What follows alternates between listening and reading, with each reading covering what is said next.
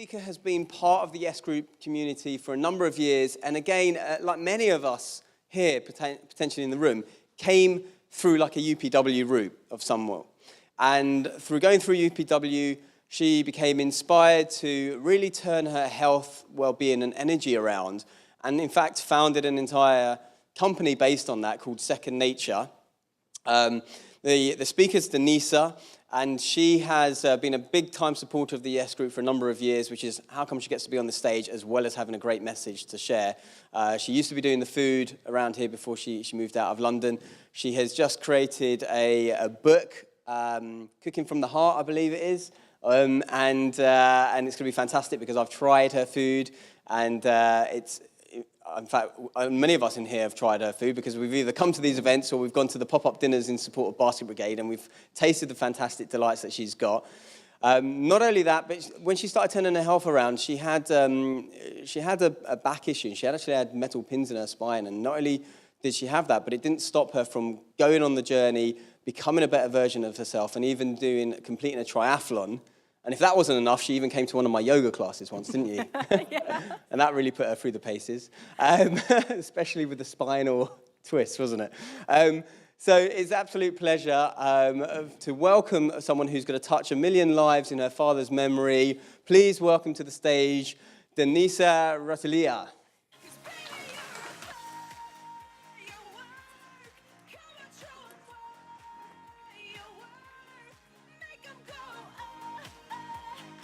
Thank you for that, Harry. You got my name right, which is a really hard one, so that's awesome. I'm so excited and grateful to be here tonight.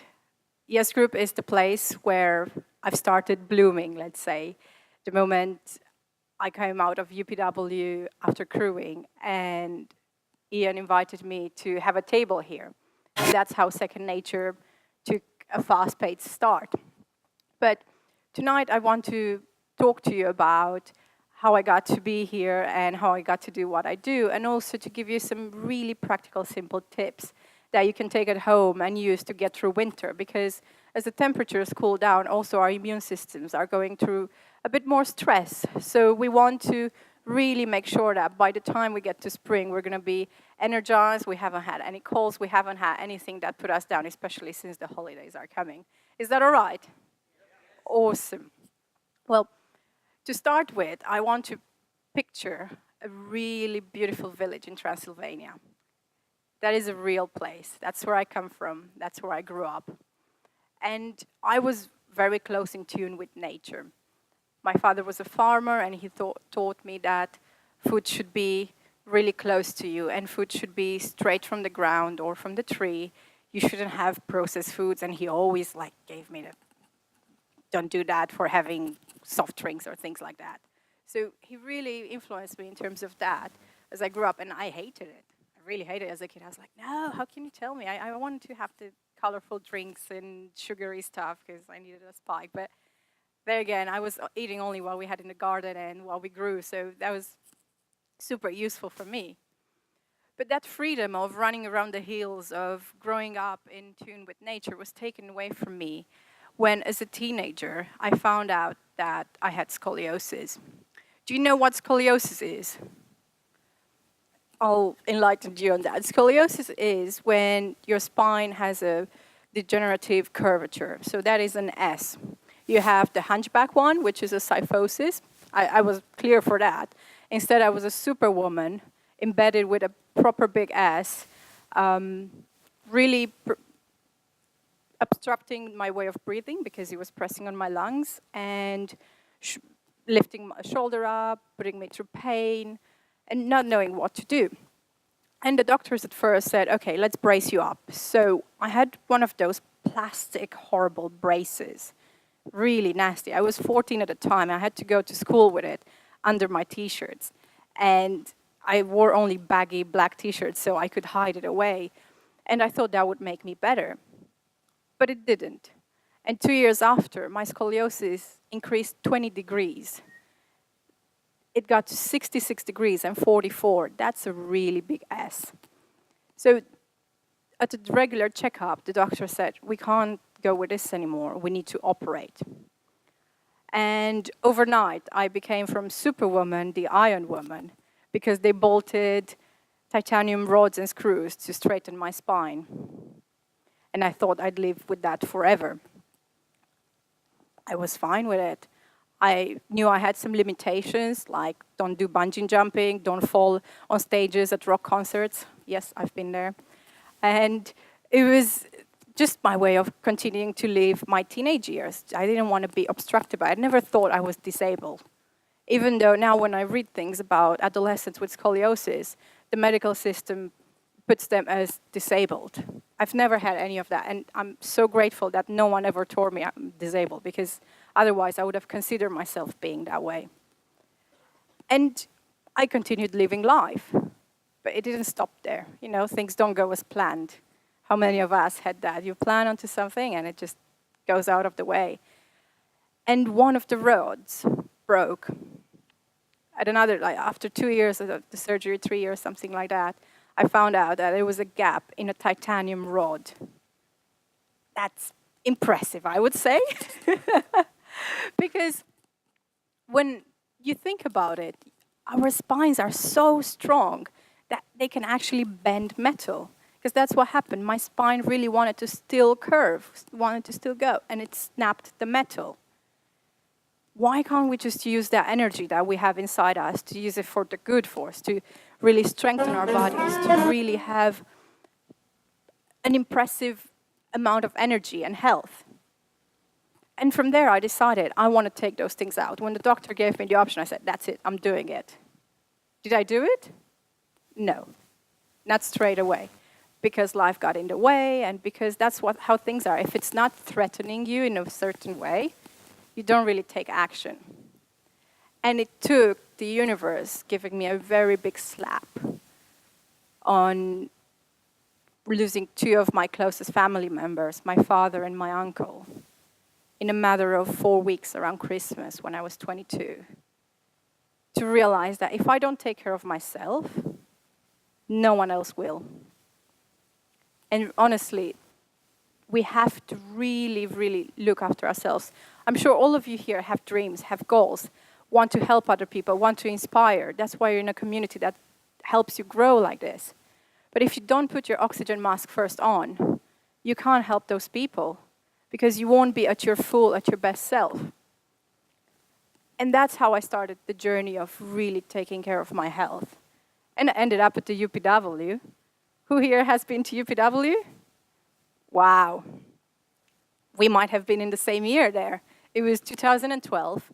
And since you've been, oh, perfect. Since you've been, you remember at the end, they give you this 10-day challenge that you can take for 30 days. And Tony also says, it is in the moment of your decisions that your destiny gets shaped. And in that moment, I was so inspired by what I've learned on the health day. And I had already made a decision that I need to do something with my life to carry my father's memory forward. I said, instead of 30 days, I crossed it off and I made it 365 days. I still have the photo. Maybe I should get it framed now. But that 365 days became my second nature, pun intended. Because I went home and I haven't had anything that was on the bad list since then. And I started a journey that brought me where I am today. And one of the first things that I want you to take from there is that it doesn't happen overnight. I didn't go to UPW and then do the surgery 2 months after. It took me 4 years to do the surgery. It took me 4 years to feel that I'm strong enough, that I'm ready, that I've done enough work on my mind, on my body, on my spirit, to be able to recover as quick as I wanted from it.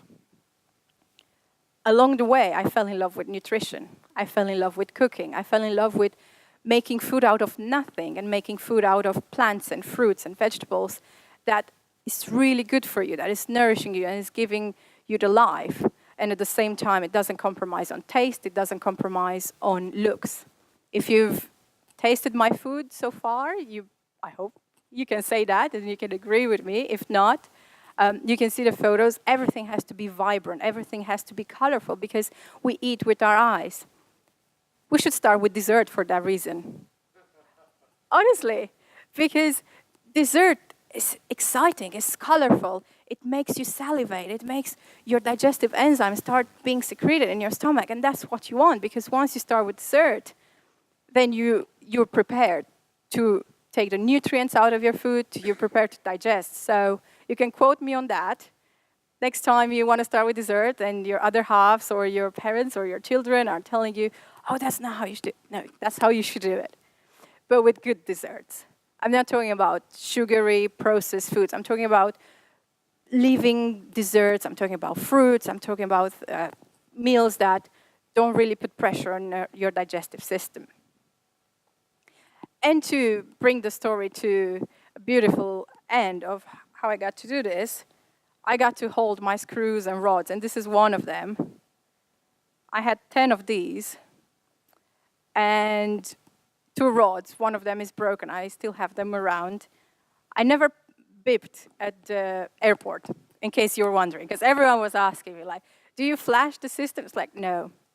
But last year in November, I did do the surgery, and it was amazing. By February, I was already swimming again, which I had only learned a few months in advance to complete a triathlon, because I had to prove to myself that it's possible to do it, whether with rods and screws or without. And the beauty of all this thing is that the way I recovered was so smooth, and it was so easy, because I've put my body into the best state that I could. It didn't mean it was perfect, and it doesn't mean I'm perfect. I'm not going to tell you that you're going to get cured if you eat the way I say or the way I do. What I'm saying is that you can prepare for it. It's like having a really good insurance policy, I think. If you eat in a good way, if you eat nourishing, living foods, you're prepared to deal with bad situations much better. And that's what it's all about. So are you ready to hear some tips about what to do and eat in winter? Yay! So, number 1 for me is keep it liquid. If you keep one of your meals liquid, if you start your day with liquids, you will take some stress off your system and you will allow your body to recover much quicker. If you want to take it forward, do intermittent fasting. Intermittent fasting is when you fast for 16 hours of the day and you eat 8 hours. So you start eating, let's say, at 11 a.m. and you stop eating at 7 p.m. And all that evening and in the morning, you don't have anything. And you have so much more energy, and you allow your body just to do its processes, because all the internal organs work during the night. If you eat very late in the evening, you won't be able to wake up rested, because at 5 a.m. when your liver starts going into heavy detoxifying mode, your stomach hasn't finished digesting food. So it won't be able to do that. So you wake up with bags, you wake up tired. So that's why if you don't want to do intermittent fasting, at least eat the latest at 6, 7 p.m. and start your morning with something liquid or green. And soups and broths in winter are amazing to have something that's warming you, because, again, the temperature's dropping, the entire nature is telling us to slow down, to warm up, to cuddle up inside our home. So having your juices and smoothies room temperature or even slightly warmer, it's so much better for your digestion. And keep it really green in there. Like, add a lot of greens. And if you want to get immunized, if you want to have the citrus fruits, blend them. Don't have orange juice, don't have grapefruit juice, blend them together, because in that way you have the fiber, you keep the fiber in there, the sugars get slowed down, and it doesn't spike up your insulin levels.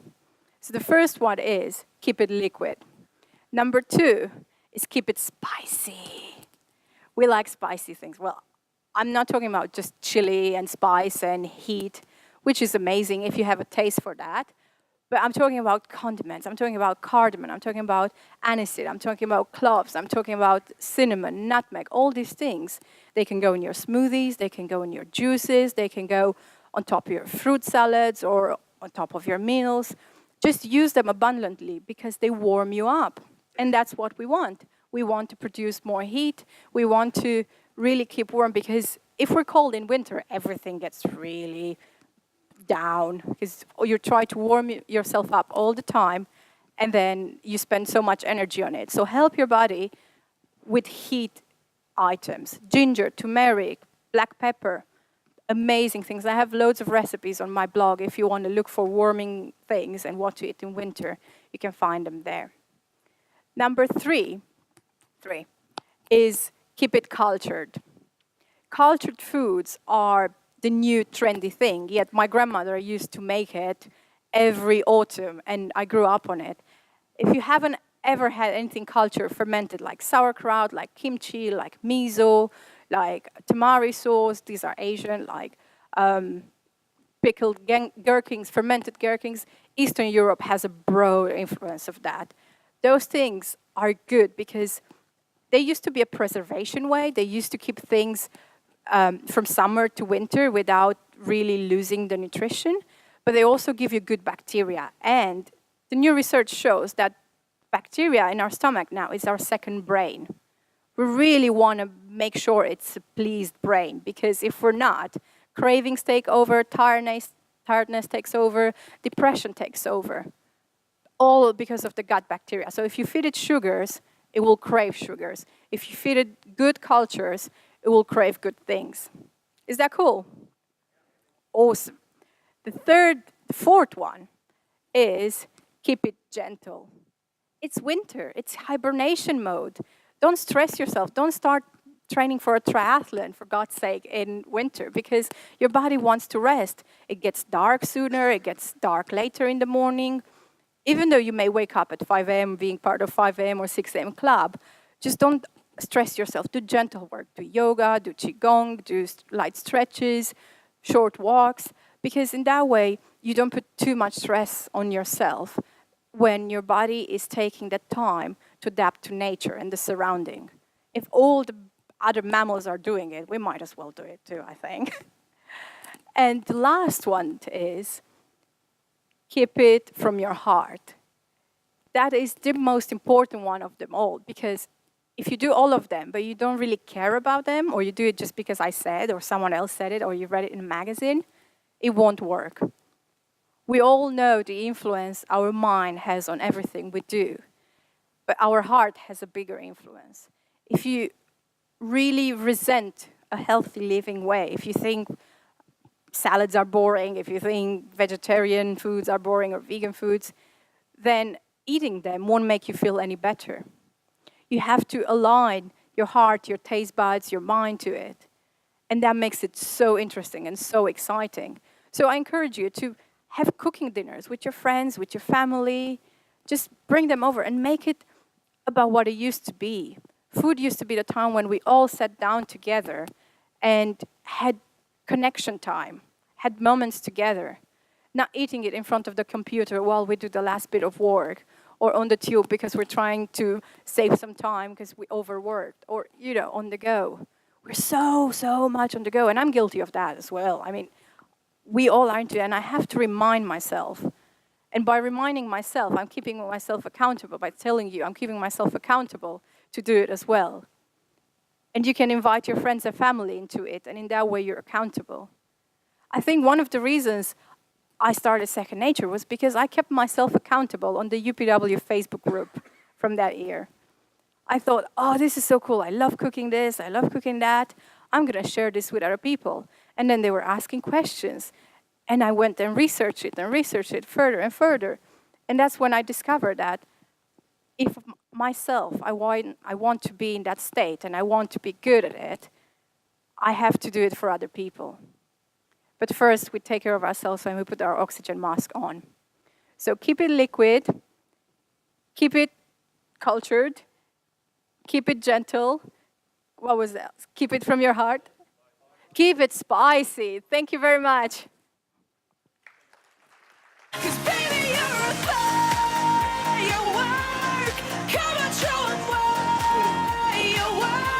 Thank you, Denisa. Wonderful. If you want to chat to her at the break, find her. She's got a wealth of knowledge. I do many of those tips already, so I think I'm going to stand good stead for winter. But please, one more round of applause for Denisa.